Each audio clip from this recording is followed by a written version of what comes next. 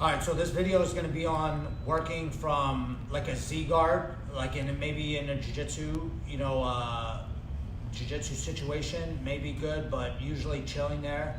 Most guys from the bottom are going for leg locks and stuff. This is more for MMA and what you can do if you get stuck on the bottom here in a position like this, right? So I'm gonna have Grace in Z guard, right? So maybe Grace knocked me down, right? She got hands, she knocked me down, I went down. Now I'm playing defense here, right? And I got a couple of seconds to make a move. It depends on what's gonna happen. I mean, she's gonna keep punching me. Even combat jiu-jitsu, I can't really stay here, right? I gotta make something happen.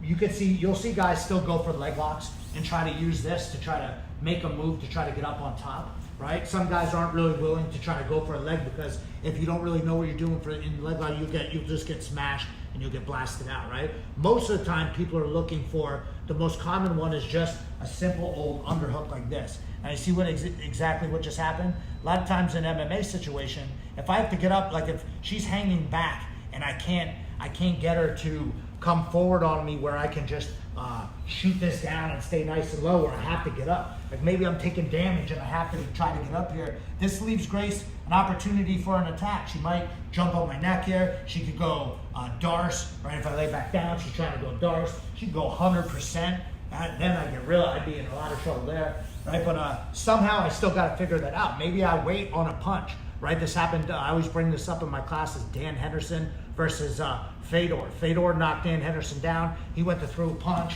right? And then went all the way over top. Go ahead, all the way over top. And he snuck out the back door and just boom, boom, punched him from underneath and ended up KOing him, right?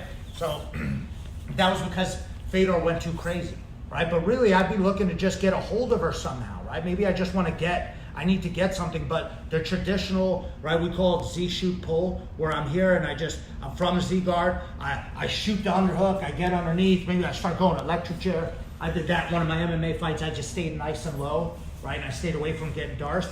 But another option from here that I think a lot of guys forget about, which would be good for MMA, is like an octopus guard style, right? And it allows me to still get an underhook from here, right? So what octopus guard is basically, instead of staying here and using my shin to shield, right, or going for an underhook where she could, it's very predictable, Grace could just go for the attack, right? I'm gonna get all the way over to the other side here, right, get my arm around, right? It might even take me a second to get over here, but a bunch of things are gonna happen, right? If she brings her arm all the way across, right, I can start looking to try to go for a Kimura. I know a lot of tough guys like these Kimuras from the other side, right? I'm not big on that one, right? But from here, I can start trying to put a butterfly hook in, right? And try to work my way around, try to take Grace's back in a similar situation like that.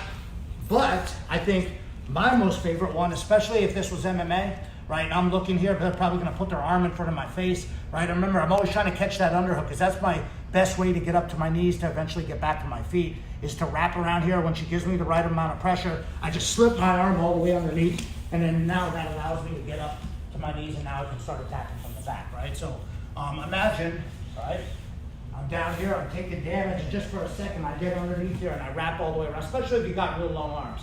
My legs are trying to squeeze on Grace's leg nice and tight, right? If I could get a lockdown in, that'd be even better, right? If I could throw a butterfly hook in. I've seen this happen before too, where the person tries to twist or pass, and I work something from the back from there, boom, right? But just getting around to try to give you that underhook is huge, right?